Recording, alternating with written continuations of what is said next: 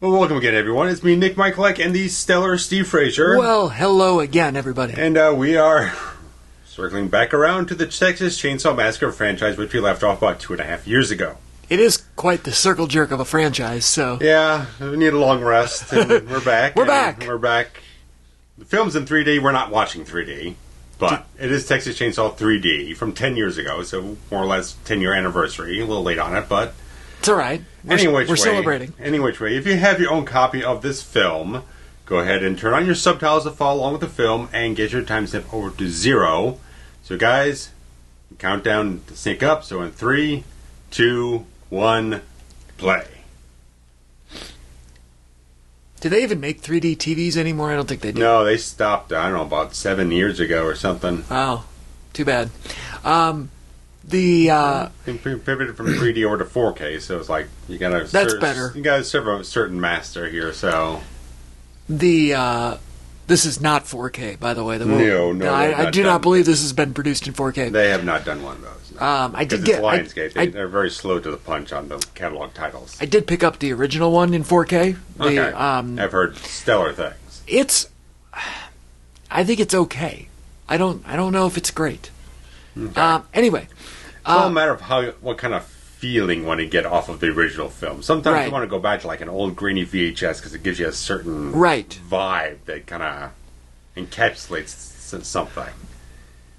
Or you watch this one where they converted all the footage into 3D from the original, and it's like, okay, that's probably a peculiar experience. Weird.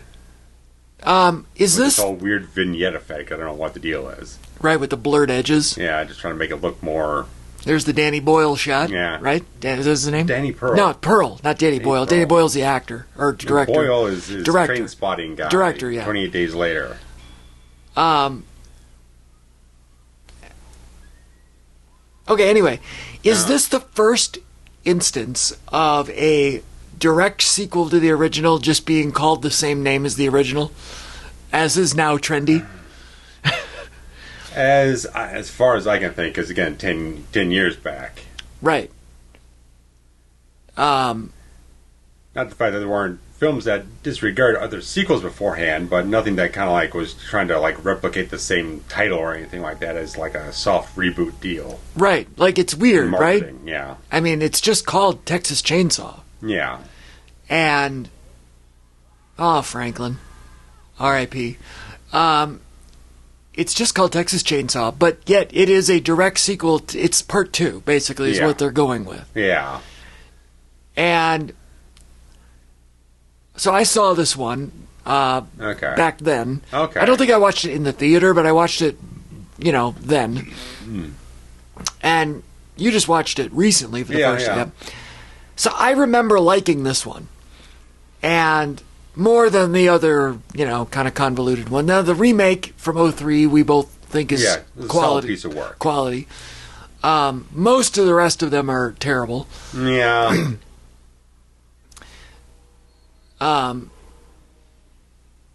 Namely because they're all just kind of a remake of the same... They're rehashing the same old plot beats. They got really very little new things to play with, and some of them are just totally bizarre. Just weird vibes going on here and there. Some are more comedy-based. Some of them are just kind of light fluff fare. Right. So, here we go, where we're picking up right where the first one left off, which I think is kind of a cool idea. Yeah. There are problems to pin on the dartboard as we go along through the rest of the story here. Oh yeah, absolutely. I'm not saying this movie doesn't have issues. We like to kind of set a mood up front of what we're getting towards. That being said, I mean, aside from the continuity issues with timeline, I like that they pick up right where they left off. Halloween 2 style, I guess. Yeah, the credit for the producer, Carl Mazarone. He apparently was with Twisted Pictures, who were doing all the Saw films. Yep. And he wanted to pick this up and make it just churn out like another 6 sequels, like every single year type of thing, all over again. Oh, okay. The Lionsgate wasn't, I don't know, they just weren't crazy about it because they just kind of like had enough assault at this point in time, because they're shooting this in 2011, so it was about a year and a half after they finished filming before they released it. So I don't know what the hang-up was on that. Right. Is that my guy Bill Moseley there? No, yeah, he's standing in for Cito. Cito, Jim. Yeah. No, the other one. Oh wait, yeah, he's playing the cook. Yeah. Okay, yeah.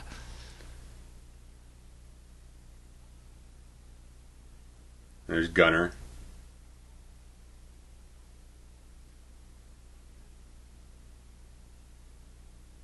But then becomes the thing. It's like, okay, who are all these people? Who are all these people? Where the fuck did they all come from? There's no context for any of it. They just show up out of nowhere. The extended family just is, I don't know. Especially since the way that they cut the shot, as if, like, this is immediately after the events of the first, the same day. Right. Like, where were all these people hidden? Right. So all we had was the cook, we had Grandpa, we had Leatherface, then Neil gets ran down. Right. And now there's like 6 other people here that just came out of nowhere with no context. Right. What was that? They look like, what was that show where the gator hunters from like Louisiana? I don't know. This was shot in Louisiana. Yeah, I know. Why can't I think of the name of that show? Now that looks like a really bad mask. Yeah, they were trying to replicate the glammed up one from the original. It just looks too foam rubbery to. Right. I mean, it looks like they went down to the Halloween store and grabbed one. And K&B is working on the film, but I was watching the bonus features. They were not interviewed, so they might have been like not them specifically, but more like they might have like designed the effects, but they probably had other team members doing stuff. Because wasn't Walking Dead already happening at this time? Yes. So yeah, he was probably more focused on that because he was far more creatively involved with that. Duck Dynasty is the name of the show I was trying to think of. I didn't look it up. I just remembered. Yeah. Anyway, so they got the Duck Dynasty family here in the house. Yeah. There's more people on the front lawn here than we had even any idea that there was a town. Yeah, there was no town. This is as remote in the middle of nowhere as you could possibly get, because they couldn't find help. They couldn't find another car passerby to help them out for anything. They were in the middle of goddamn nowhere. Oh, shit.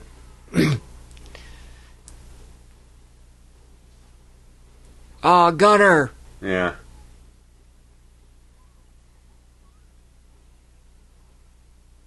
Oh, Grandpa.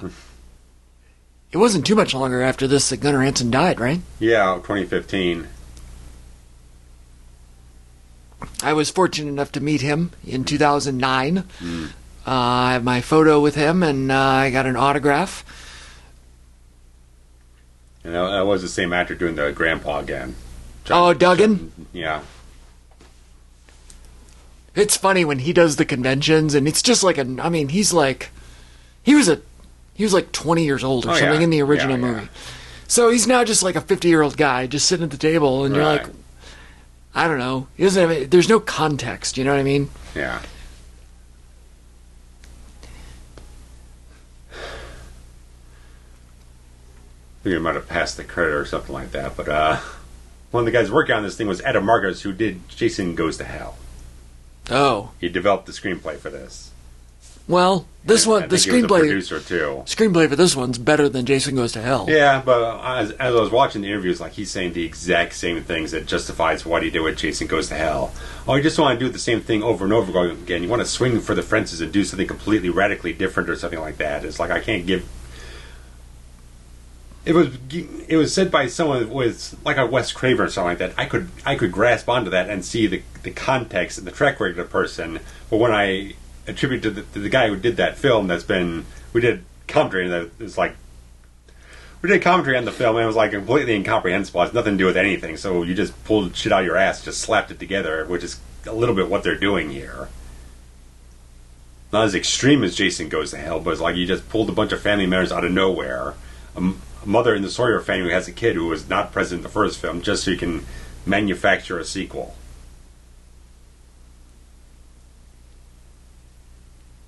I'm kind of okay with it. I mean, it's annoying, but it's also like I'm just kind of. It's the whole thing with this franchise. Like no one no one has any reverence for anything but the original. So it's like anything else is just thrown out the window, and you just have to constantly create some brand new random scenario that justifies creating another film out of nowhere. Well, okay, so I mean, even with the Platinum Dunes prequel, like they just had to convolute a bunch of stuff that didn't equate to really an origin story of any kind. You know what's interesting, and I was thinking about this just a few days ago. Wow. I feel like the origin story of Drayton the cook would have been a much more interesting. Sure, I could have seen that. Quote unquote the beginning. Yeah. Because clearly they were all complicit. Yeah. As a family. Yeah. Like, I guess my question is, why is it always Leatherface that is the sole thing carrying everything? Right. Clearly, they were a family unit. He wasn't the only killer. He wasn't the only cannibal. He wasn't the only anything. Right. Look at the titties hanging out of her.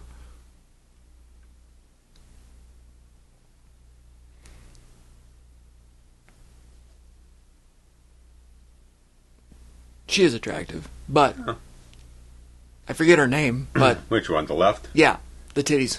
I know she's. I think it was Tania. She's somebody, the actress, and I never remember her name. But Tania Raymonde.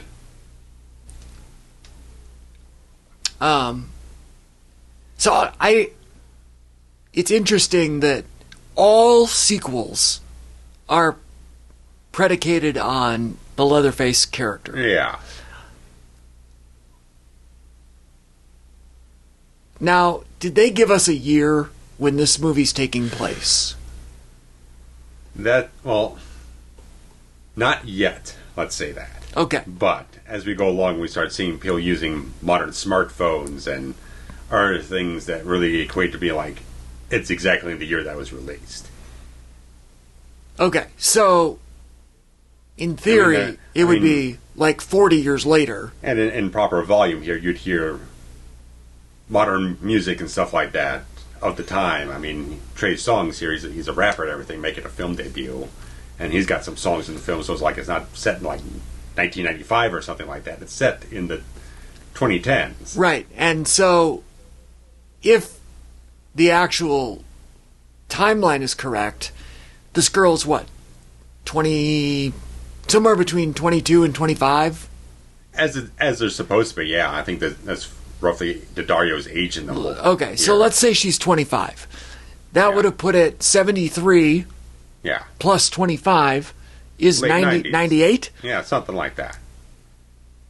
And one of the featurettes on this scene is like, okay, yeah, because there's one time later on in the film where she goes to the graveyard and we got dates on the gravestones and everything like that. I don't know if they actually show it in the film, but there are behind-the-scenes stills and stuff like that showing that it's like, okay, the mother died in like 2012 or something like that. So it's the thing. It said it's like, oh, it's supposed to only take about like 20 years or something like that. It's like a 10-year age disparity in the whole thing. But I'm just hoping no one notices.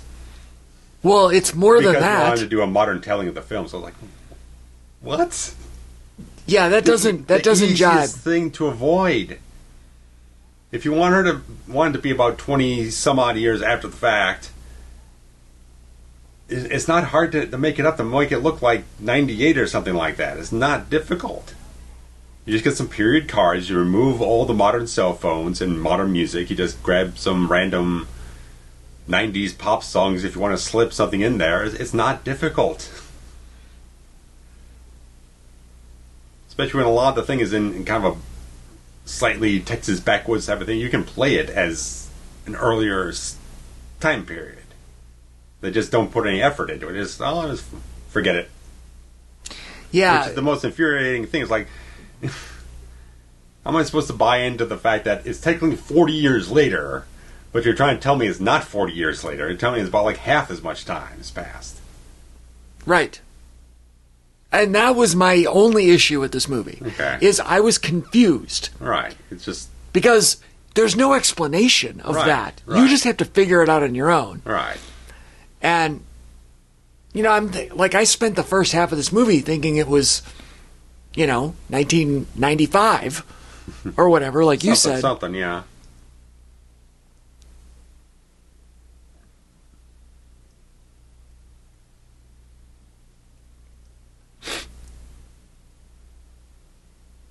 But, that being said, this premise of the long-lost relative inherits the house, I dig it. I'm like, it's at least it's interesting. That in and of itself is a fine hook. I have other problems later on. Well, okay. Just character-based things that just don't... There are certain things I just don't like the direction they go in later on where... I guess we can get them... It comes to a point where they're trying to make the Sawyer family and Leatherface the sympathetic ones. They were the victims of this mob and everything like that. It's like, these are homicidal maniacs who cannibalize people and bludgeon people to death. How am I supposed to make them freaking sympathetic? How am I supposed to feel that, they're victims? I just don't get it. Let's just cross that bridge when we get to that. But I just figure I'll get that on the table right up front.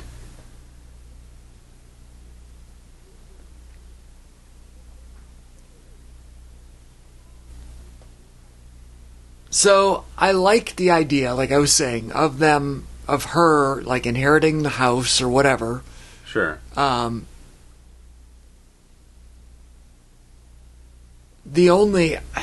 timeline really is the biggest issue. Right, and...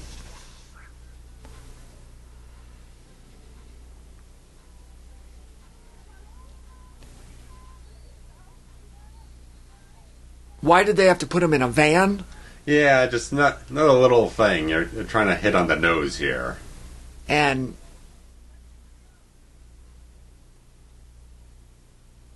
yeah, I don't know. I just feel like it's one of those. Yeah. It's just too much. Yeah.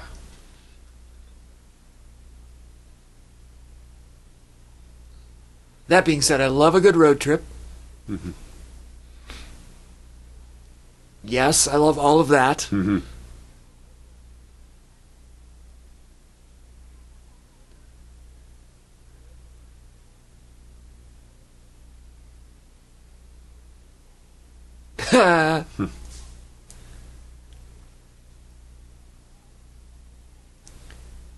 Kenny's driving. Shouldn't Kenny pay for the gas anyway?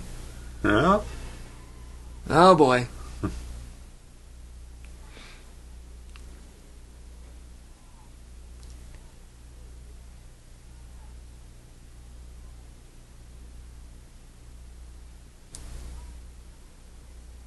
Nice Lark station. They couldn't get the rights to Clark. Oh, I didn't even think about that. They griefed it. Is that really all they did, was just take out the C? I would imagine. I don't know if they did that digitally or what the hell they did. Why you go all the way with redressing the place instead of just trying to, like, hide it with camera framing and everything.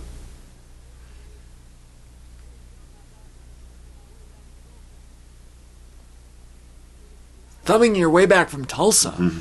Tulsa's on the other side. Yeah. I've been to Tulsa. It's nowhere near where they are. No, it's like 3 states away or something. Well... North of here. It's north. It's one state. Well, it's kitty corner. Yeah. Although, I don't know where they started. I really don't. Yeah, that's like, I don't know where this whole thing begins. But no, we got another van with another hitchhiker off of another gas station. Yeah. It just recycle.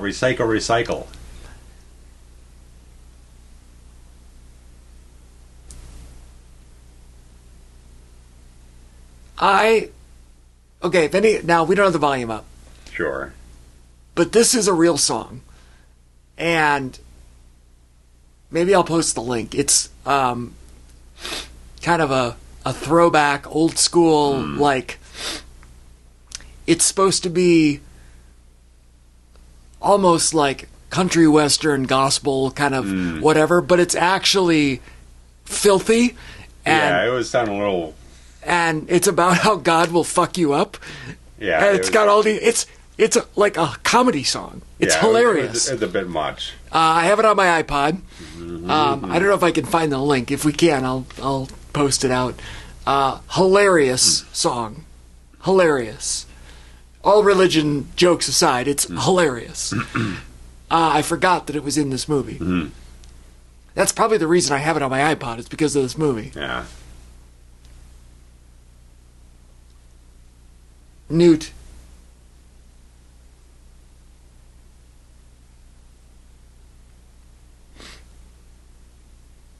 This van looks like it's from 1995. Right. So, to your point, why couldn't we just make it 1995? Right.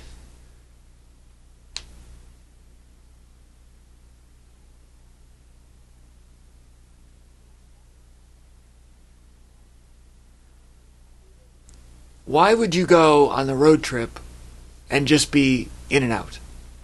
Right.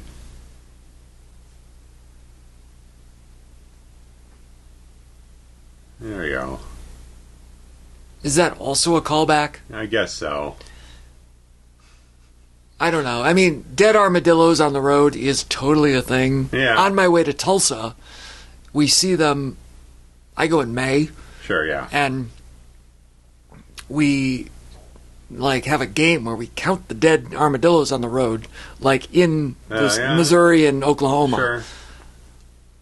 It's like 100. Yeah, they're just everywhere. Yeah. Trying to read the license plate. Can't figure out what state that says. Something Native America. Yeah, looks like it started with an O. Maybe it was Oklahoma. I don't know. Started with an O. Okay, so... But that doesn't explain why they would go to Shreveport. Because Shreveport is on... Well, never mind. But yeah, that's definitely a modern Cadillac. That's no 95 Cadillac. Right. That's the thing. Like, they make a conscious choice, like, okay, we're not even going to try to even play up to the fact that's supposed to take place 20 years later. Just...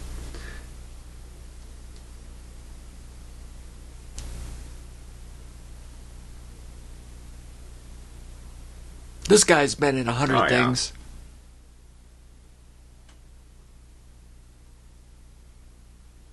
Forbids you from selling it. How is that? Is legally enforceable? That you can't. No. That doesn't make any sense. Why does that man not have a belt on? Does he have suspenders? He better have suspenders on under that coat. Trying to catch a look under the coat.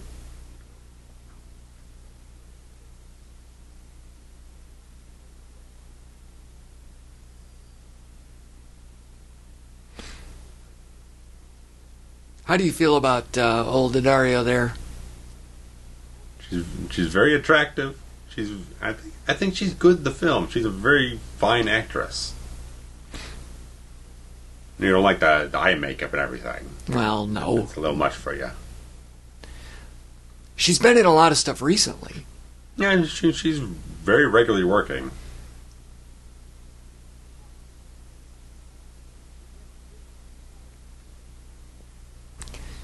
Are we to believe that this man is afraid to go in?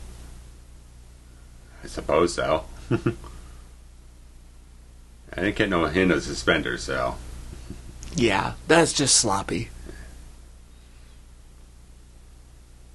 And there's our Dutch angle of an ass. Yeah, in red shorts. Again. I didn't even think of that. Yeah. This angle I like. The bird's eye view. Sure.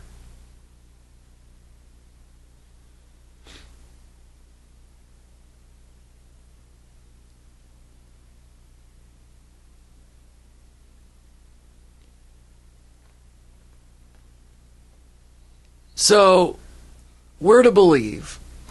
Mm-hmm. Let me just make sure I got my ducks in a row. The guy, the part of the mob, picks up the little girl, who will turn out to be Daddario. Yes. And kicks the woman in the face. Yes. And steals her child. Yes. That woman, who is a relative of the Sawyers. Okay, keep the phrase, yes. We don't know who she is. We don't know who she is. No context beyond but she's some sort of relative to the family. She, now without a child, yes, her name is Verna, apparently, has watched her home burned and moved into this? Right. Off of what fortune? Like, explain to me how we went from the Sawyer farmhouse, 1880s freaking farmhouse, bought off the Sears catalog, right, to this. I'm curious. Like, if you want a beginning story, tell me that one. Sure.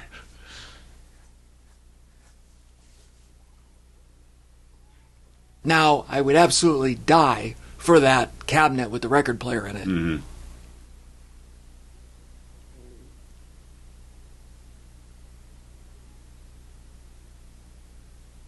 Now that I say that out loud, I'm in the market for a brand new record player, right as we speak. All right.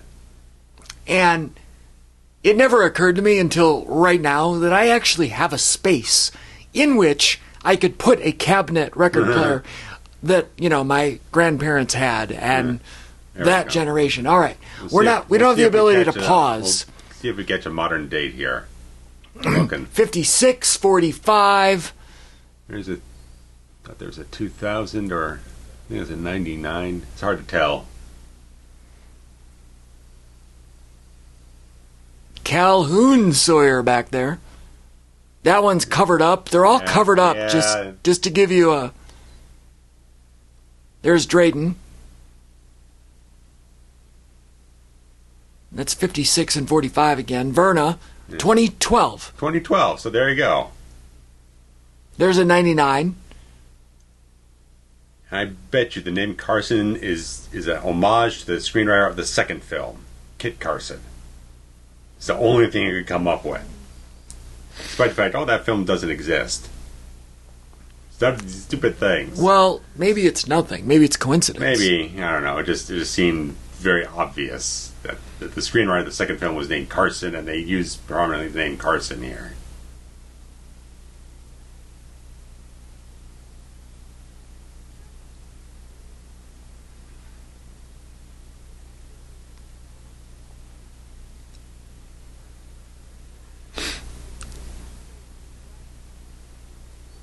Then knock off Brad Pitt here. Yeah.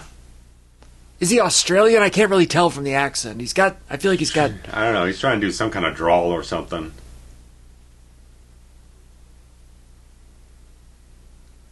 We have just enough volume to hear a voice, but we can't quite make it out. Right. And they've known this guy for like a day. Right. Gonna trust him in the brand new house.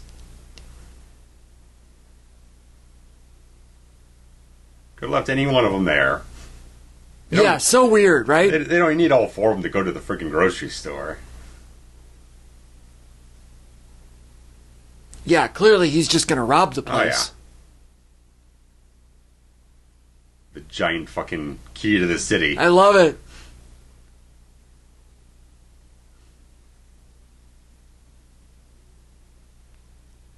Okay, so you steal all this stuff. Yeah. How do you fence it? Who do you sell it to? Well, how is he supposed to get anywhere? He's a hitchhiker. You don't even have a fucking car to go anywhere. He's gonna steal a car too? You're still stuck in the fucking town, man. What are you supposed to do after this? Right, you've got a duffel bag full of jiggly janglies. Yeah, about an extra 20 pounds worth of shit you gotta lug around in the fucking 100-degree heat out here. Oh, Maloney's got no patrons at his barbershop. Mm-hmm. Oh, that's not Maloney, sorry. A swing like that in my backyard, is that another homage? No. Lordy, lordy.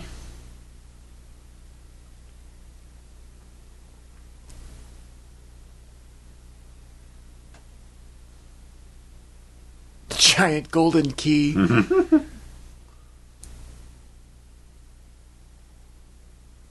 You're right. Why did they leave the complete stranger? Yeah. Look at the exposure on the cinematography. There's so much blown out highlights here. That's a weird choice. Now, give me an example. Just so that we all are on the same page. You just look at all the bright spots are just completely blown out. Blurred? They're all overexposed. Okay. And you think that's intentional? I'm guessing so, unless they completely screwed around with it with the color grading and the levels. I mean, and this isn't typically that's something you avoid doing unless you're doing a very specific look for the film. This isn't a movie that would have required touching up on new Blu-ray release or something. You know what I mean? What if it has something to do with 3D? I know the fact when you, at least what a lot of people say is that when you were watching 3D through the glasses, it darkens the picture. So sometimes they would over brighten, make it brighter. But the fact is, overexposed is a certain thing most cinematographers would purposely avoid doing. I love these little, what do they call, like a butler's kitchen or something? Okay. That's like a prep kitchen type of thing. That the help would go in and not be part of the house. You know, it's oh, there it is. If I want to install that on my house right now, can I go to a locksmith and say, I want a 1-foot key and a giant ass lock? Is that a thing? Big medieval type of thing going. Because I would kind of fucking dungeon master. I would do that on my basement door. I absolutely would.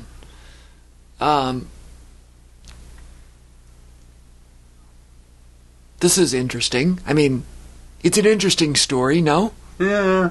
You're not taken by this? I don't know. The secret room in the basement kind of thing? I think it's kind of telegraphed. We were half an hour in. We haven't got there's been no murder. Horror kill since the pre-title sequence. And now you got the shuttered door, and there's a plate down there. It's clearly telling you what's going to happen here. But I think there's something kind of nice about it. About the... It's straightforward. It's not that I hate it or anything. It's just I'm just kind of indifferent about it. It's okay, yeah, sure, whatever. But that right there is a little...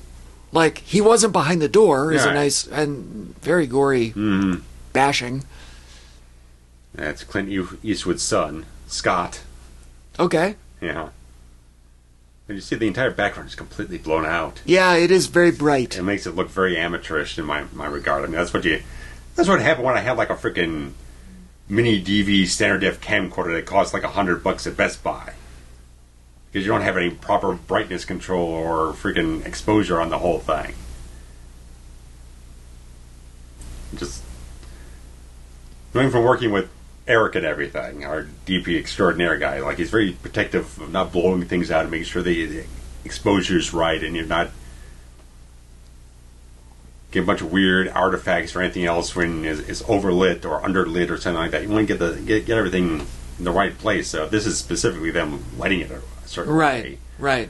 Where all the light on them here is much lower than it is in outside the shade. So. And for those that aren't aware, Eric is a local friend of yours. He was the director of photography on your short films. A little bit. On the feature film, I did a little bit of other things here and there. Sure. And an all-around very nice man. Yes. This guy looks exactly like the guys in The Mob from the opening scene. Well, he is. He was the leader of the whole thing. Even though it's been 40 years, or 20 years. What the screenplay is telling you is supposed to be 20-some-odd years. He doesn't look like it's been a week.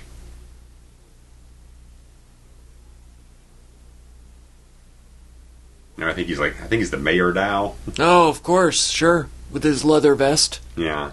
Wrinkled. At least there's no bolo tie. I don't mind a bolo tie. Yeah. It's nice to... I'd repeat that trope of some sort. I guess the fact that I did not identify him as the same person means that they did a terrible job of the timeline and aging the actors. Yeah, when we get back around on the chef, all all he has is like a shaved head, and there's not much else that kind of didn't delineate it.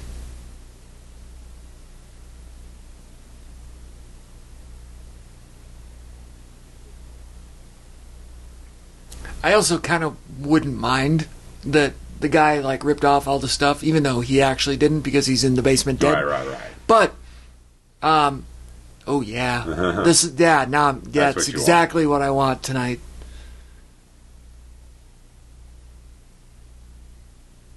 Oh yeah, maybe we should go out for steak dinner instead of our normal.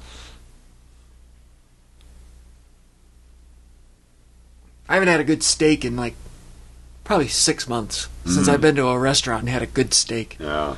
Ugh. God, I love a good cow. Rare. Anything past medium is ruined, by the way, if you're eating a steak. Yeah.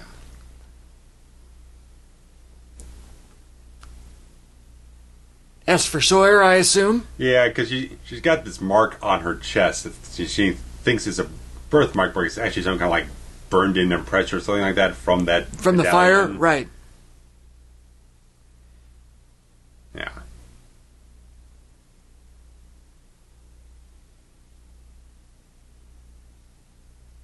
That I would never in my life consider that a birthmark. Yeah, like you've been branded, ma'am. Yeah. What's this guy's deal? Like, I don't know. What's he trying to be? I have no clue. Like, he's trying to be far too modern. He's kind of 90s boy band, you know. A little bit. He's too old for it, though. I love billiards. Yeah. God, I love shooting pool so much. I'm not that good at it. We had a pool table when I was a kid. I played every day. One of my really good friends has a pool table. When I go over to their house, we play all night long.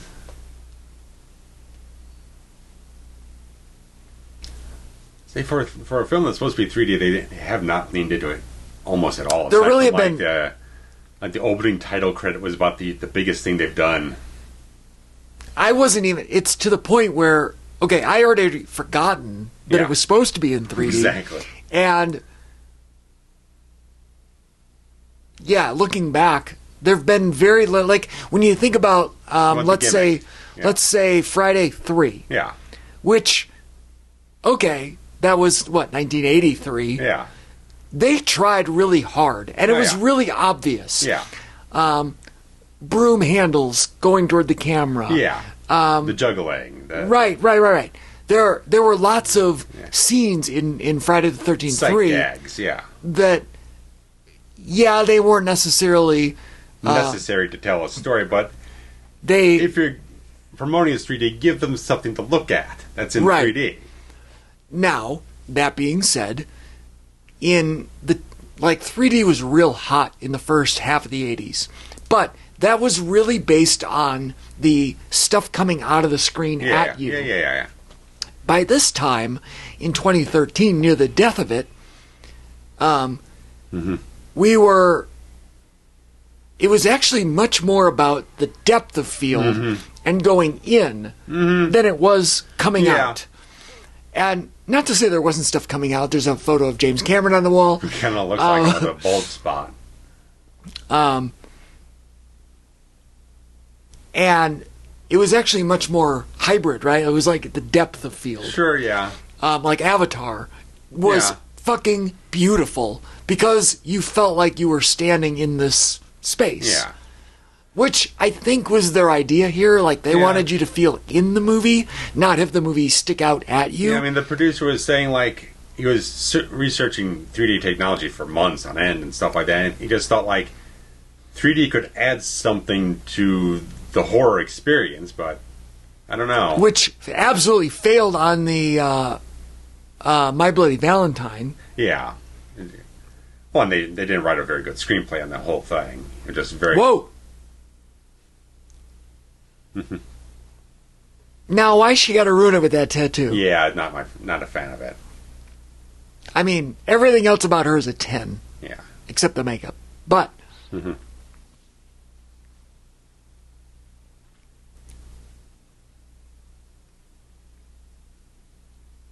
Nothing like a little roll in the hay, though. I mean... Mm-hmm.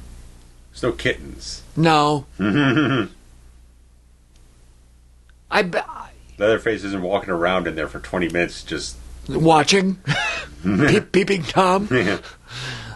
I don't remember if there's a pitchfork, but I feel like there should be. There always is in a barn. I guess this is a stable? Mm-hmm. Is it? I don't know. Something. Oh.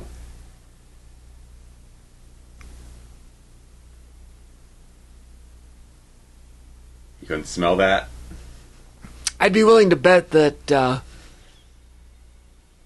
well, at some point it stops smelling. Once, you know what I mean? Well, Now, I would like to know why nobody... should be at least some flies around, I think. Wouldn't there be, like, some authority figure, like, had searched the house or something? I mean, maybe not. You kind of hear stories all the time about people that... Just want to know who the hell it is, because they already buried Verna, what the hell it was, so who the hell is this supposed to be?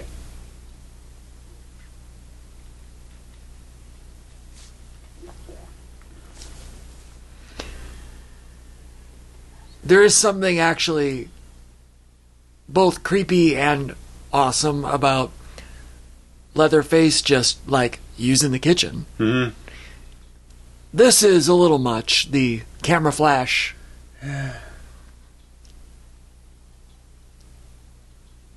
This comes to the whole thing. It's like they've milked the original film for everything it's worth in almost every single one of these follow-ups. It just...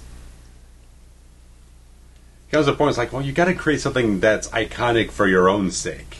Right. Make yours stand out and make people look at that as the next major thing in the franchise. And no one... Only two really gets to that point. The original two with... Yeah. From Hopper. Right, Caroline Williams and right. Moseley and everything. Which, admittedly, is not a great movie. No. But it's entertaining as fuck. And you're right. It kind of extends the story. It extends the story somewhat. It's the same director doing stuff, and he's doing something different with it, but still making something that's very ambitious. And he's not, like I say, just not recycling the same old shit.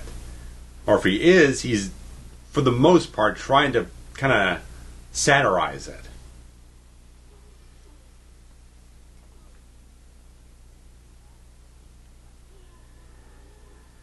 Now, Leatherface at this point would be, in real timeline, it'd be, whoa, gore for gore's sake. Now, they really squandered an opportunity here with the 3D. Yeah. They really could have done something more with it in that sequence. With the hook, right? Yeah. And you could have had it like zooming in or pushing in on the hook right before it goes in there. The chainsaw sawing through the guy could have been coming at you instead of... Yeah, something more. That door is phenomenal, by the way. How? That would not. That would be very, very painful. Yeah. Shout out to all the stunt people in all the movies.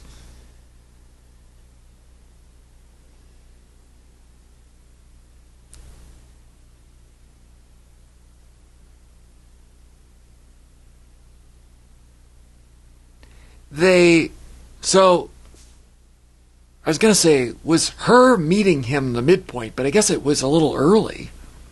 Yeah, it's a little early. The film's about an hour 32. So we're right about now the midpoint, give or take, in the next couple of minutes.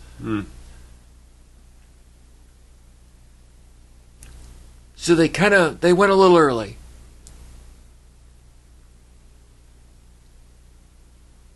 Here's Sunday. Kind of look forward. She's crawling back here. It's a jump cut. Oh, yeah. Yeah, not a good one either. Yeah, no. I immediately saw that and I went back and did in slow motion. Like, that you didn't hide that very well. You could have cut back. You could have cut between the two of them, and it's easy to get away with it. Yeah, editing is... I don't know. It's an art. All you had to do was cut back to Leatherface, come back over to her, and it would have been fine. And just... I don't know.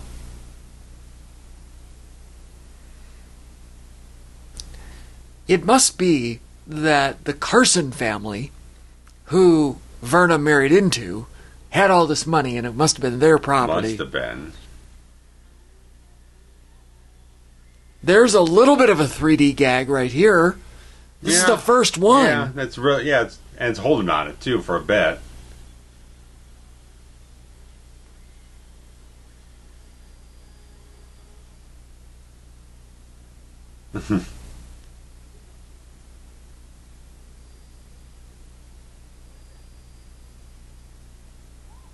That would be very off-putting, would it not? Yeah. To have your coitus interrupted by murder? Yeah.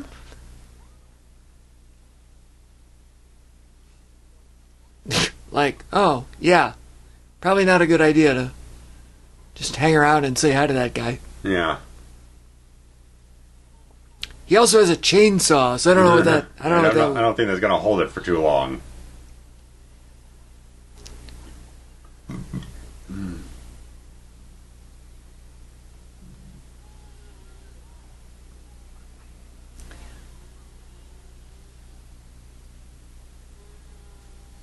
I do think, though, that as far as, like, logic and story progression, everything has been kind of okay so far. Yeah.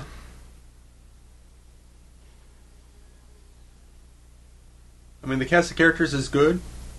It's nothing exceptional, but they work a lot better than some other crap we've gone through in certain other films. Right. We actually, I don't know, they're different enough, and they have personalities. They're distinct enough that they don't come off as a bunch of assholes. They all feel like empathetic characters.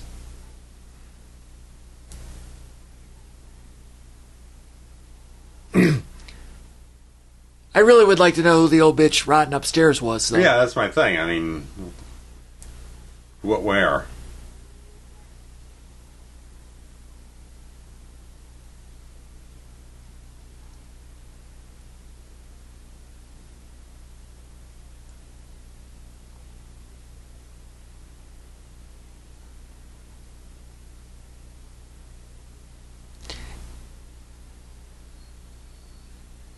So the Trey Songz and her are a couple. Was the other guy her significant other? I don't. 90s boy band guy, Kenny. We didn't see them kind of cuddle up much. Not really. And who are all the other people in the basement that he was cutting up? Beats me. I mean, other than the Australian Brad Pitt. Mm-hmm.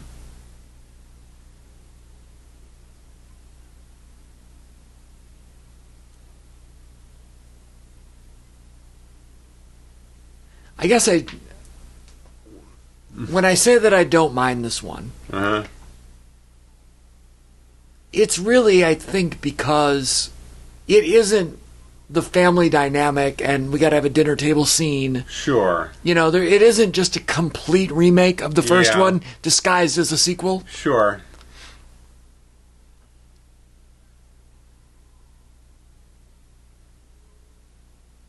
Is that Trey Songz with a Z at the end? Probably. I'm not familiar with his work. No. That was good, though. I like that. Yeah. That they held on him and the car flipped down the way. Yeah. That made me happy. It would have been all too easy to, show it up close. Yeah. But in the distance, like, the result, the means and the ends, I'm just trying to balance out between, it was a good shot, I'm just balancing out against what you could have done with the 3D to make it more impressive. Okay, because the entire thing's out of focus and the background does not give you anything. All right, I'm down with that. It might have been too much, but right, I'm just trying to have the car. See. What if the car flipped towards you? Something flipped up over top or something. Right. Yeah. There's a little something. I mean, you don't want to go all eye candy. I get that, but you got to play into some kind of reason why you're doing it. Other than it's trendy at the time. Right. And it's getting you a few extra bucks at the theater. Right, because it was another like $2-3 to add on the glasses. Right.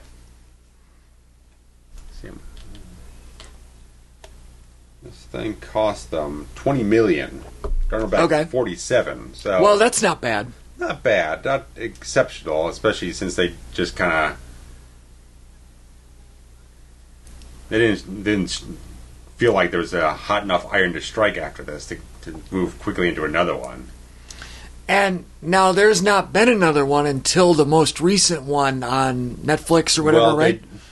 They did a prequel one. Well, it was called Leatherface, which makes things fucking complicated again, because that was the name of the third film as well. But they made it like 2015, then sat on the shelf for 2 years or something like that. Okay. And then they finally released it in like 2017, and I heard it's fucking terrible. Because it's a prequel to the original film. Okay. But I guess it also ties into this one too, and is like a recurring character or something like that. They show younger than they were before, so... Yeah, I think Steven Dorff's in it. Which he doesn't... And then... He ain't doing too many hot things anymore. No. He still looks like $1 million, though. Yeah. I've saw... He does the convention circuit. But then, yeah, the Netflix one again, or a sequel only to the original. Just... Which, right, completely negates this timeline. Negates everything, yeah. Just... As convoluted it's just exhausting. Right. As convoluted as the... there's a little shout-out to the Saw franchise, right? The original idea was like, we're going to have Leatherface just slice them in half, and they were all gung-ho for it, but then they couldn't realize they couldn't afford to do it.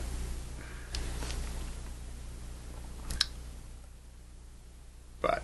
So, let me come back to my thought about the new one and say there is something really great in my mind about Leatherface running amok in a populated area. Yeah. Because we've spent almost... So much in isolation with them. Yeah. Almost every single movie, almost without exception, I can think of. There's never been a scene in public. Very sparse areas. Right.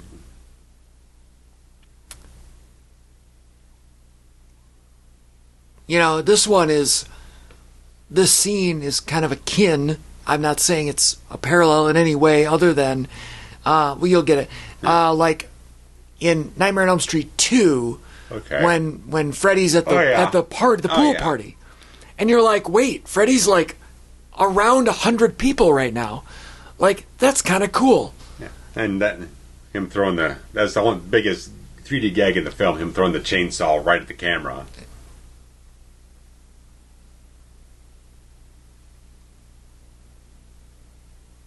What's this Eastwood's name?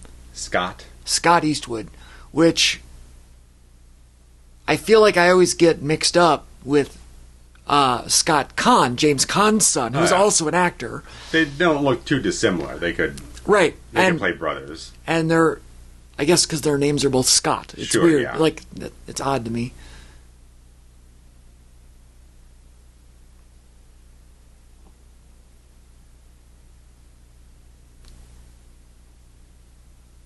This guy here looks remarkably like the cop from the beginning of the movie. Because he is. The black guy. I can't. Yeah, it's the same actor. They just removed all the hair they had on him and gave him a pair of glasses. But it's supposed to be 25 years later. Something like that, yeah. Like, forget that it's should be 40, right, and it's only 25. Right. You're showing me people as if it were 3. Right. That's my issue with this movie. Scott Eastwood was born in 86, so...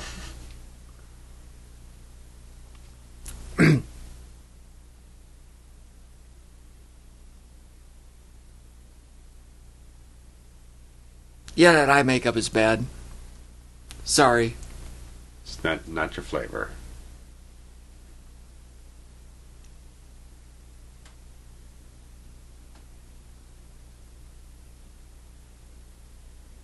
I don't know if his dad's put him in anything he's directed. Maybe once. I don't know. I don't really recognize him. Yeah. I think he got a couple roles in those, like, Nicholas Sparks romance films or something, I think. Yep. But my mom's all over that. She loves them all. Yeah. She's read every book that Nicholas Sparks has ever written.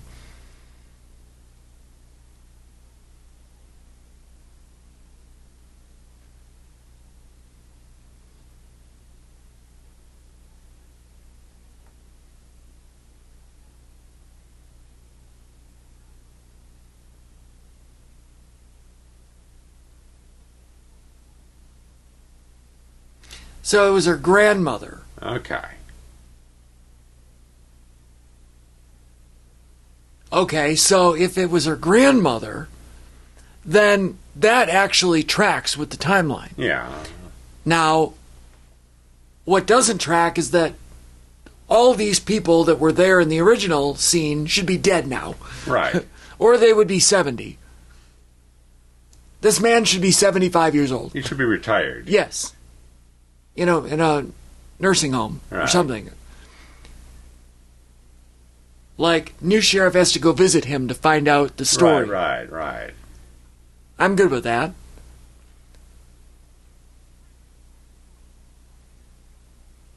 Yeah, you don't look like the original opening. It's been 40 years. Right.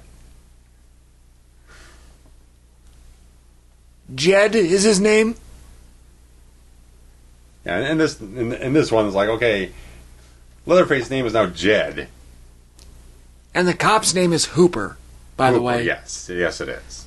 Get out of here. Yes.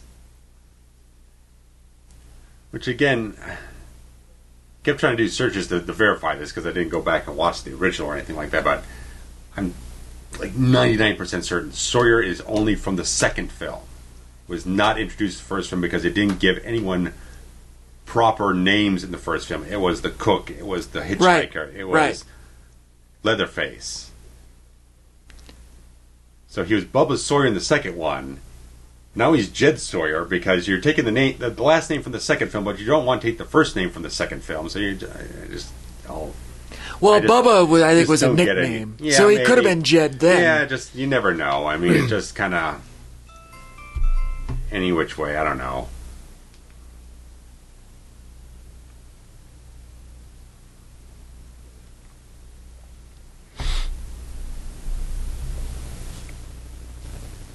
It just doesn't make any sense. Right. Why? Well, lots of things don't make sense. But first of all, why they just have evidence boxes laying around? Right. Why is it for her to look through? Here? It's all too convenient. And this is not. Oh wait, was there a date on this thing? I didn't catch it.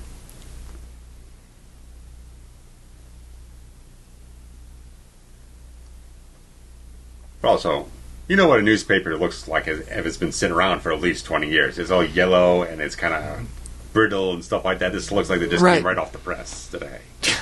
Today.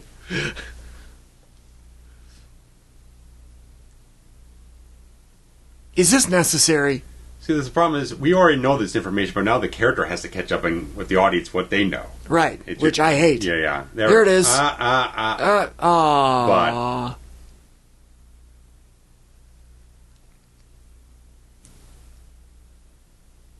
are they trying to tell me that the original happened in the 1990s now?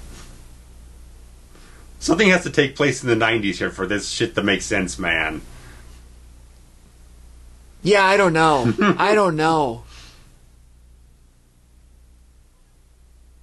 Yeah, there was a 70s resurgence in the 90s, but I don't buy that. Well, it's always 30 years, right? Like the fucking Black Crows or some shit. Right. Hey, no one was going around in the 90s with that perm the guy had in the original film. No. No one in 92 or something like that was walking around with that shit.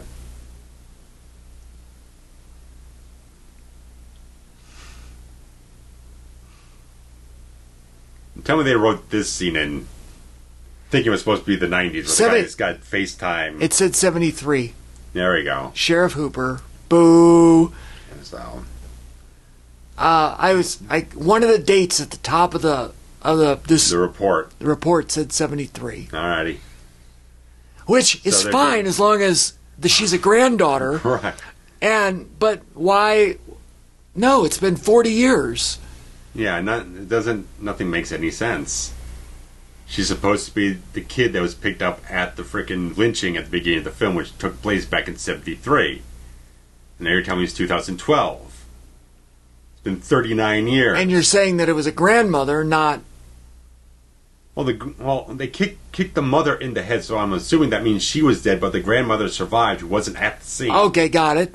Maybe that was the grandmother in the house? Despite the fact that every other member of the entire damn family was lurking around, getting burned up like barbecue. But it couldn't have been the grandmother in the bedroom upstairs because they buried her. Yeah, so in the fuck is it the fucking bedroom? Just rotting corpse. Nothing makes any fucking sense. Yeah, like, tell me they wrote this scene thinking it was the 1990s. Well, no, he's got an iPhone. Exactly.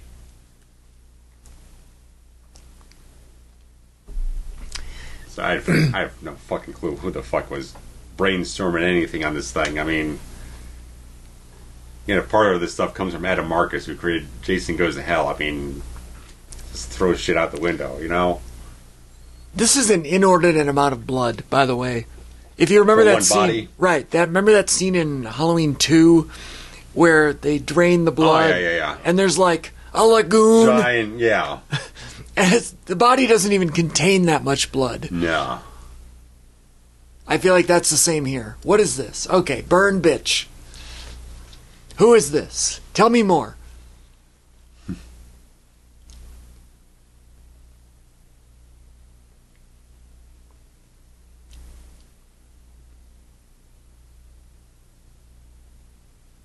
Give me dates. I want dates and names, please.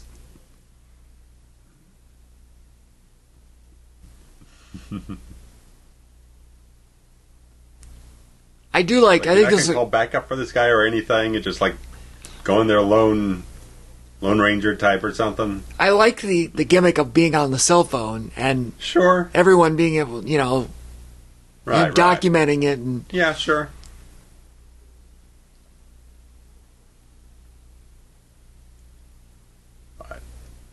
Seen the gigantic trail of blood. Still going. Good signal still. It's got to be, oh yeah. Deep inside. It's got to be, so deep. Just, yeah. It's got to be 4 bodies worth of blood. Yeah. I mean, granted, after you get past the shell, you at least have 2 bodies worth. You got the Brad Pitt type and then the boy band guy. Right. And a couple of rats. He said, I'm getting a bad feeling here. He's now getting a bad feeling here. Shut. You're not having other cops you can call. How big is this underground catacomb, by the way? There's like a whole other house under the house. Right. Like underground railroad stuff, that's not the thing in Texas. No. We're trying to get not that deep into the South. No, that was a couple states east. Yeah.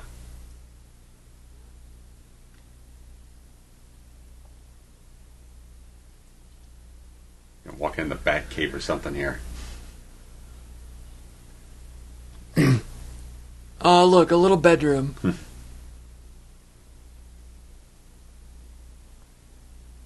His little makeup chair. No.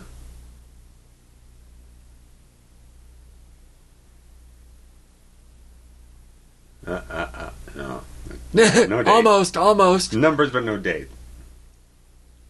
Redacted date. Redacted.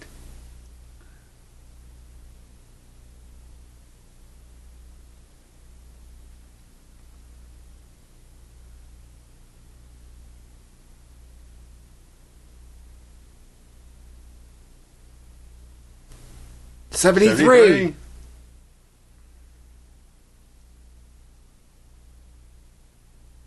Child not found, assumed dead. How can she think that's her? Born in 1973. Right. I mean, it just comes down to blatant incompetence to me on filmmaking level. I mean, you specifically made all these props with this incongruity. How can you not know that you fucked up? Really, another squandered opportunity here with the bodies and the 3D. Mm-hmm. Yeah, what's in there? Mm-hmm. Let's look.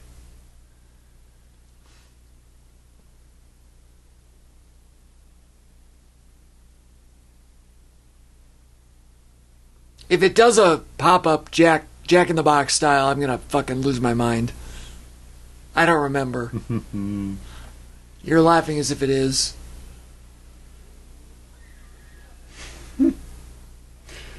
Yeah, there you go. But she was still alive, right? Yeah, she was. Yeah. In the original one, she was not, right? Well, I don't recall. Oh. Oh, yeah, when Sally was Sally was locked in there, right? I thought it was the other one. I don't know. No, the other, yeah, because the other one went on the hook and then went in the freezer. Yeah. And there's the hatchet. I like a hatchet. Did you see that movie, Hatchet? No. I've seen all of them. There's like 6 of them. Oh, jeez. Oof. That's pretty brutal. Yeah. They could have gone a little tighter on the axe coming up at you. Yeah, again, they're just missing on so many 3D moments here. Right.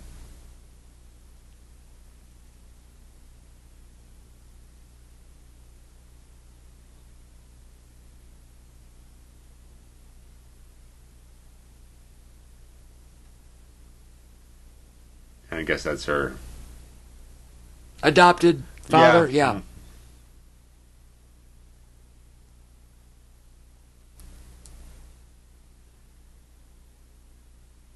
This guy could have been a pro wrestler. What, the black guy? No, this guy. Oh, this dude? Yeah, Jim Crockett Promotions give him a job. Well, that guy also could have been a wrestler. Yeah. But I don't know. There's just something about this cowboy character that reminds me of Bob Orton or something. Right, yeah. Bob Orton, like that era, of course. Which is the era that this movie should be taking place in.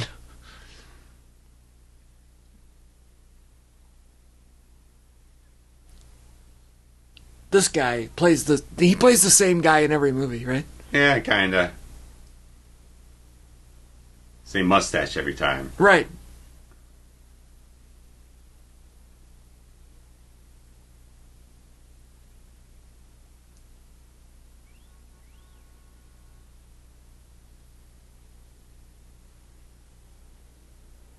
Is it supposed to be around Halloween time? I feel like I saw pumpkins and shit in one of the store windows. I have no clue.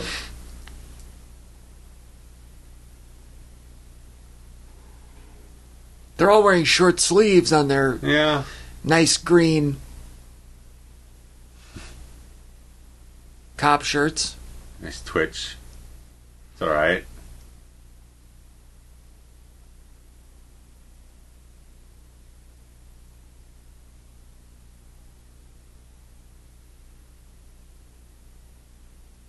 I guess Dan Yeager here is not doing a bad job. No, I think all of the gore is pretty good.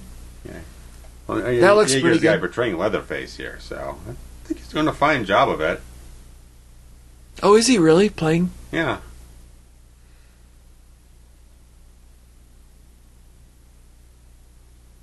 You know, you're getting a little bit of a context type of thing, I guess. Yeah, but why would he tear up that now? Yeah, why is he waiting so long? Like, what? Why wasn't like next week after the burning? What would be the point in scratching out that face right now? Right. Does he think this is that guy? I mean, I guess that's what the filmmakers are trying to tell us. It's like, okay, yeah, he's going to be... I mean, it's a little here or there type of thing. It's like, okay, yeah, did he have fine enough kind of motivation story type of thing for Leatherface? Okay. He's actually sewing it to his own face. That's excessive. Yeah. He couldn't just wear the mask. He has to become the mask. Yeah. Okay, what were you saying? Sorry. Yeah, I mean, it's a fine type of like a motivational a story for him to be like, okay, you lynched and burned the family alive. I'm going to try and like take out every one of you in a certain way, but it's just the guy happened to be in the house. He didn't go out hunting the guy down. Right. So it's a nice inkling of idea. They're just not executing it in a way that makes the most sense.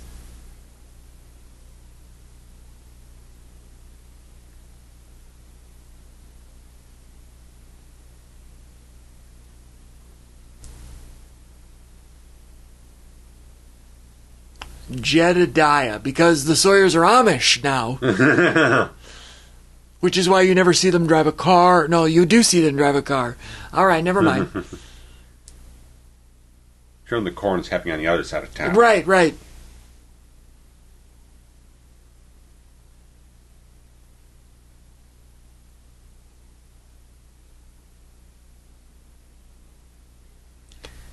He can't have emotions of an 8-year-old and then be capable of what he's doing. Okay, so they lynched the entire family, but everyone seems to be aware that Leatherface is still alive, living in the house, so... What? Well, he knew, but I don't know if everybody else knew. Yeah, I don't know. See the jack-o'-lanterns? Yeah. So it's got to be Halloween. Just kind of a background element.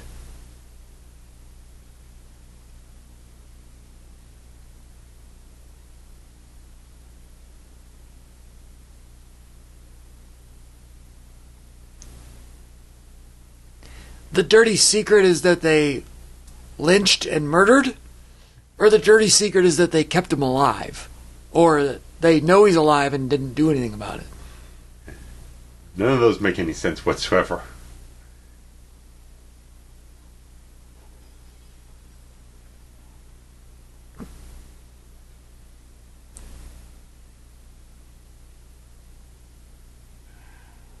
Oh. Ow. Whoever her stunt double is really...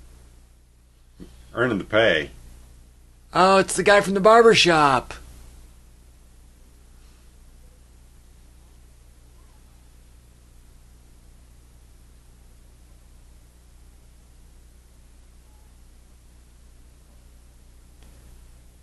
Get him, Cowboy Orton. Or Dick Slater. Yeah, Dirty Dick, definitely. Just need some chew. Oh, more like Murdoch, not Slater. Murdoch. Yeah. He was in the KKK, so that tracks. Fuck. Allegedly. Oh, that looks like my old Impala, which was a 2009. Well, both of these two look like they're right out of the 2010s. Yeah. You know, they're on a USA TV show together, I'm sure. It seems like it.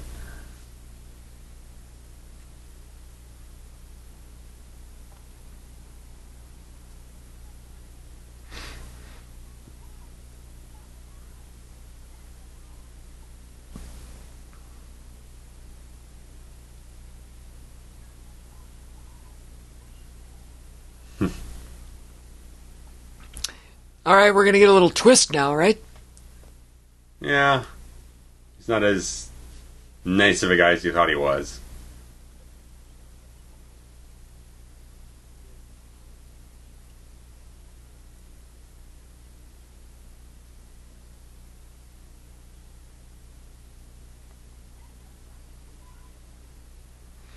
All right, that's a nice little twist.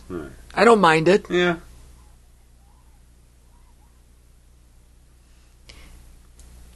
And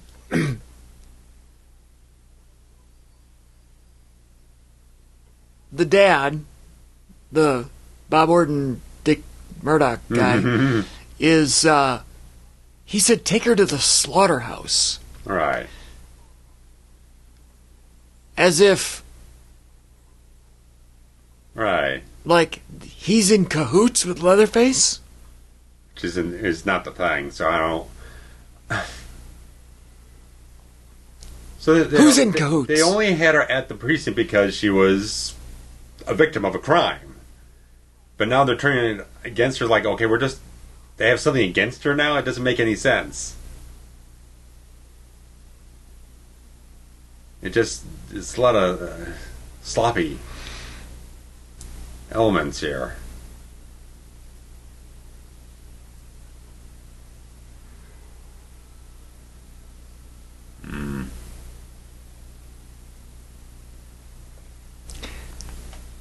The timeline really just screws me up. Right.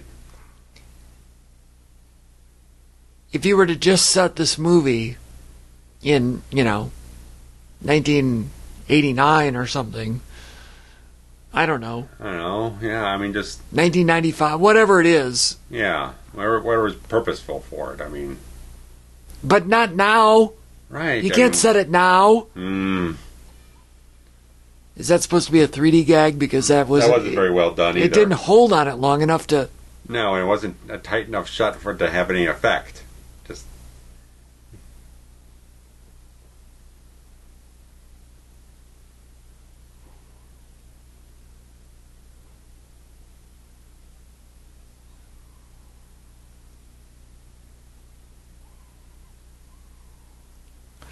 Ominous scenery. Yeah. Okay.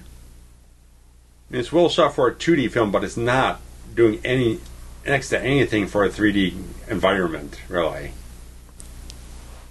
Which makes you wonder if they didn't decide after the fact to make it 3D. No, they shot it with 3D digital cameras. Okay.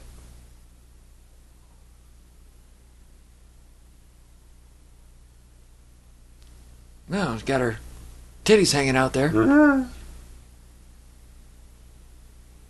I guess there's a trivia beat saying she was willing to go full out with the whole thing, but then they decided not to for some reason. So I'm sure they just got them taped on. Taped on, yeah. Because that shirt is staying in places that it shouldn't stay naturally. Yeah. Meats. That's what I would name my slaughterhouse.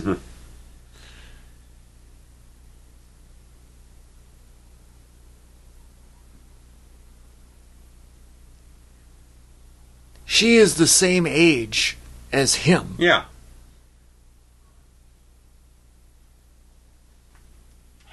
I'm very confused. Yeah.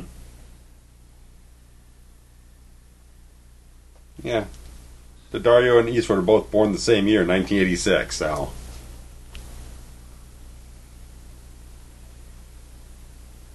I need to read the Wikipedia. So they were about 25 years old when they were filming this.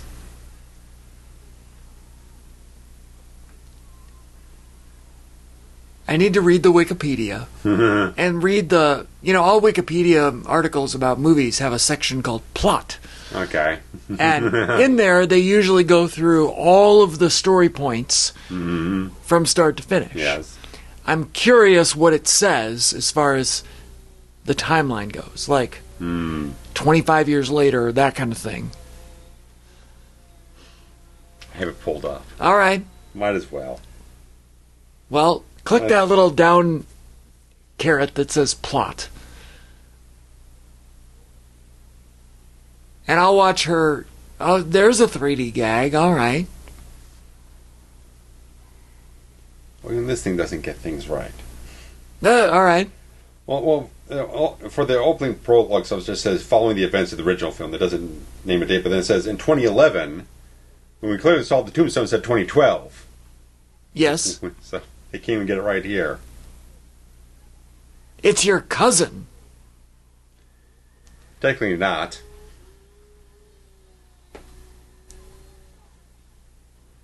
So all she's got to do is say, I'm Heather, and he cuts her down? Despite the fact he has no idea who Heather is. Well, no. That wasn't her birth name. But according to the lawyer, they knew about her, and they knew... where she was and everything. Yeah. And he knew about her, and Verna told Jedediah about... Right. But I didn't pick this up anywhere in what they had all the documentation on screen, but apparently another trivia thing from IMDb, so if anyone found other things that discounted or whatnot, says that Leatherface is the son of Drayton Sawyer, who's Sedow's character in the original. Correct. They're also saying that she's the daughter of Drayton Sawyer, which doesn't... Okay. Well, I'm just trying to figure this out. It's basically coming down to the fact that he's not her cousin, he's her... He uncle? Is her uncle. Well, if Verna... is the daughter of Drayton Sawyer, and Verna would be the daughter. Verna would be the sister of Leatherface, yes, which would make Leatherface Uncle Jedediah. That's what was being said in one of the trivia beats that they picked up on with what was being documented on screen with those files. But they keep calling him cousin, which it should be Unc. Right.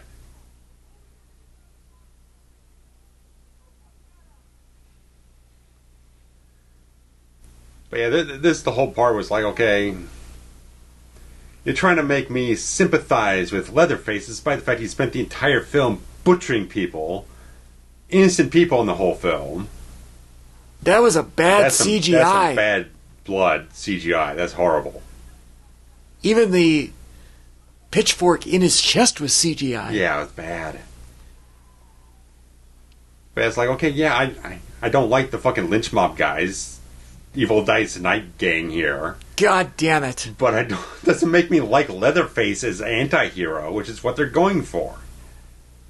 And that's specifically what they said in all the interviews. We want to make, by the end of the film, that Leatherface is an anti-hero now. It's like, no. Do your thing, cuz? Yes, fuck.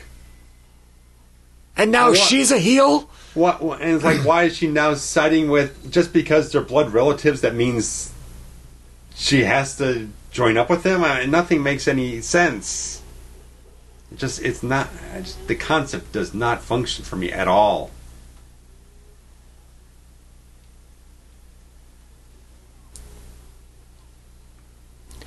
If you take out the family relations, there's no reason whatsoever. There's nothing. Ow. That's another bad piece of... That's all CGI blood. It looked terrible. When spurting out as CGI. Yeah.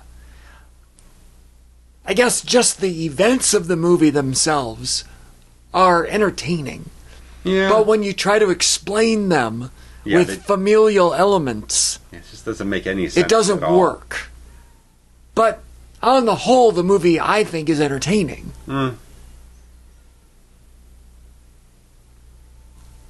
Even though it doesn't explain, there's why this guy should be in a nursing home. Yeah. There go the hands, bad CGI. Bad. Really, really bad. That's all. That's bad. That's terrible effects. That's atrocious. Yeah. That looks like the fucking pre-render you put out when you're just kind of like putting together the rough cut. You don't put that in theaters.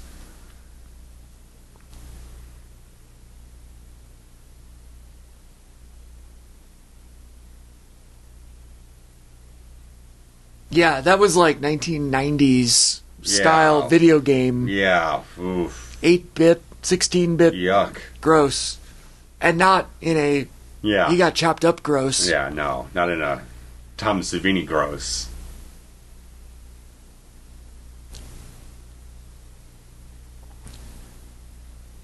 Old Jedediah.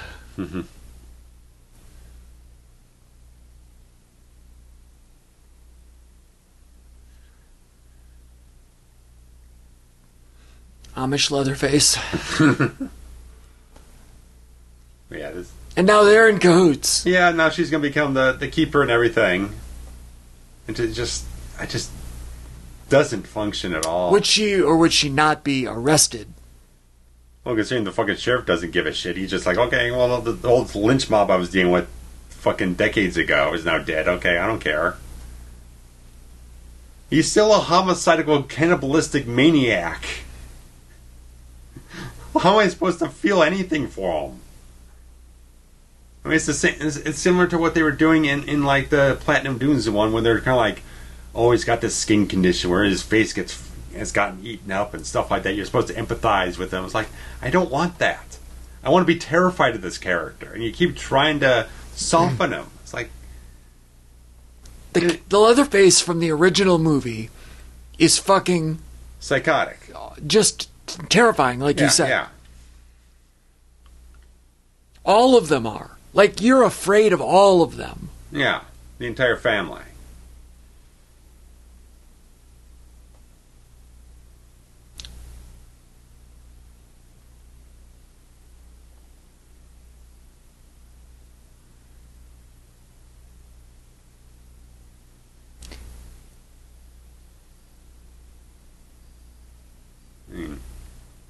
Oh, yeah, you never read the letter. Yeah.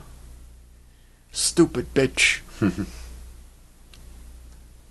There's apparently Marilyn Burns playing the character Verna here. Who looks confusingly similar to the rotting lady upstairs. Yeah, we have no idea who that was. Period.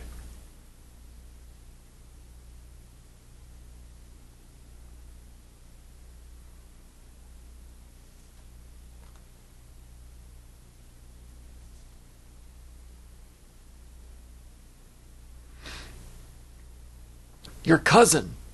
Keep calling cousin.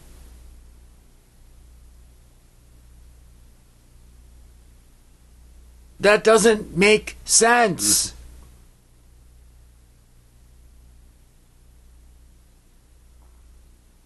So, is this a flashback?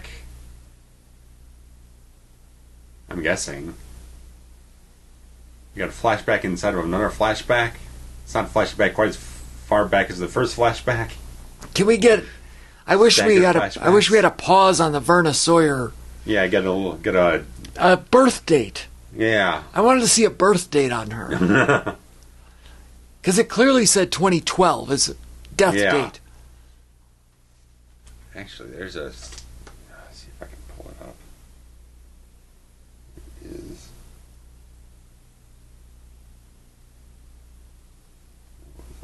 article with a photo in it. See if I can pull it. Oh, okay. Before we get to the credits, too far to the credits. Here it is. 1937 to 2012. 37. What's 37 to 73? 35? Okay. Yeah. 73 minus 37 is 36. Okay, so she would have been 36 in the events of the first one. That tracks. And then granddaughter here, but why? What makes him a cousin? So her age meshes up.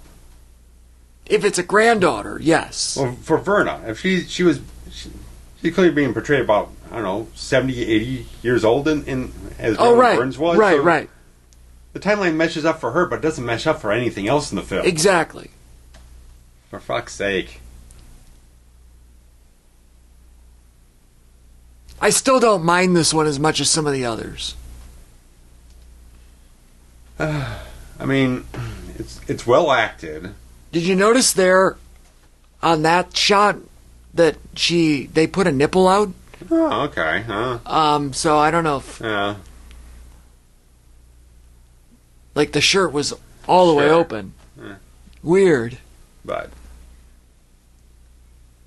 I mean, it's well acted. It's generally well shot. The practical effects are good. The digital shit is garbage. That scene in particular, right there. I mean, if they just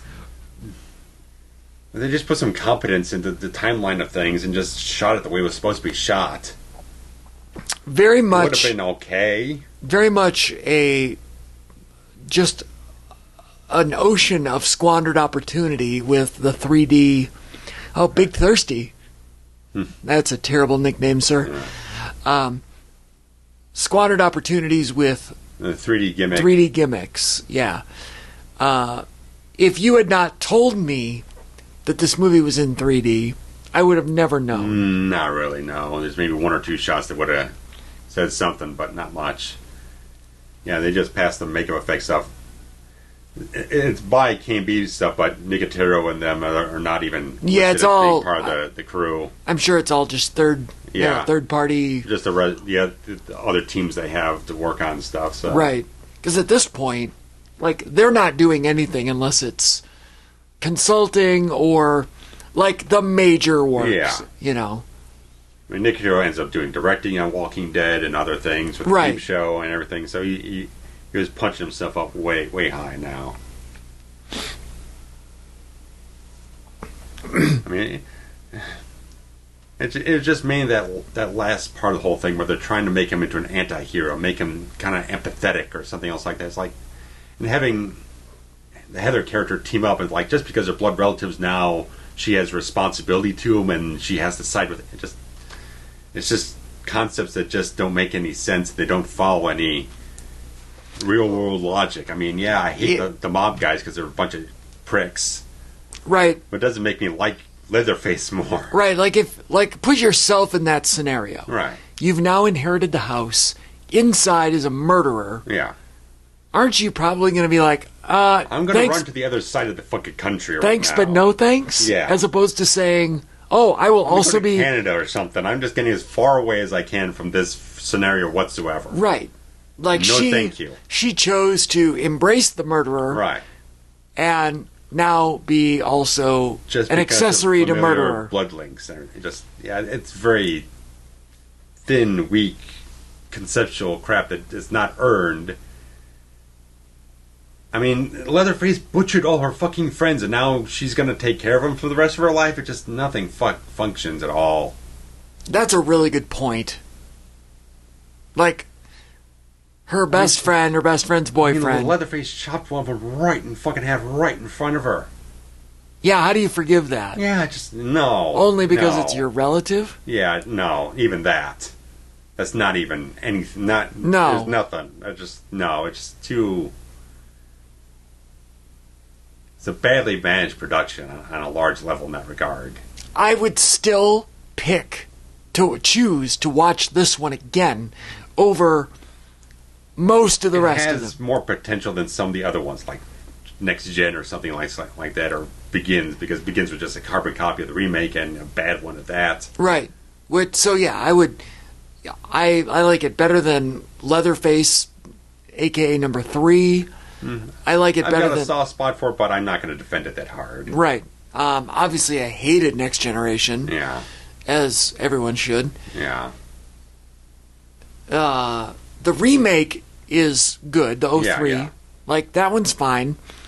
We got a coda. Yeah.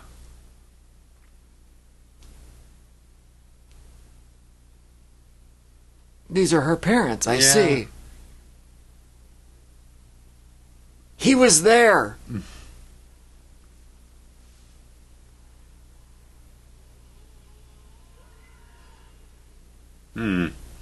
Okay. Nah, alright.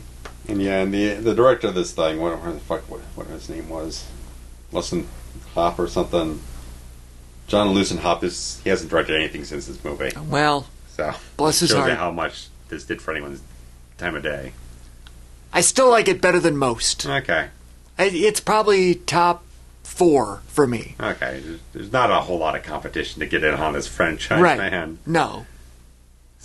Okay, well, let's close it out and we'll move on to other things in due time. Sounds good. So, see you later. Thanks for joining us.